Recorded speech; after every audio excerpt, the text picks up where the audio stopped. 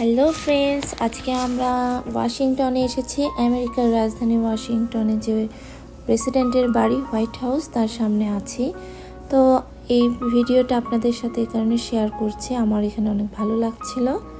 আমি চাইলাম আপনাদের সাথে একটু হোয়াইট হাউসের ভিডিওটা শেয়ার করি। আমেরিকার প্রথম প্রেসিডেন্ট জর্জ ওয়াশিংটন হোয়াইট হাউসটার সাইটটা সিলেক্ট করেছিলেন। সালটি ছিল তখন 1791 সাল। তো আমার এই হিস্ট্রি খুবই ভালো লাগে। আমার আসলে সব জায়গায় সব দেশের হিস্ট্রি খুব ভালো লাগে।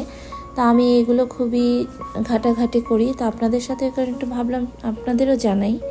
তো 1812 সালে যখন যুদ্ধ হয়েছিল, ব্রিটিশরা প্রেসিডেন্টের বাসায় মানে হোয়াইট হাউসে আগুন ধরিয়ে দিয়েছিল।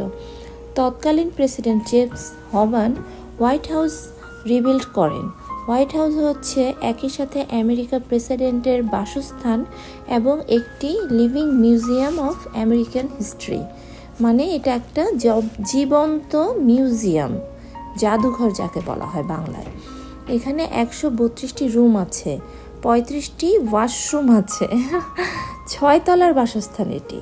আর দরজা হলো 412টি, 147টি জানালা সহ 28টি আছে ফায়ার প্লেসেস, আর 3টি আছে এলিভেটর, মানে আমরা যেটা বাংলাদেশে লিফট বলি।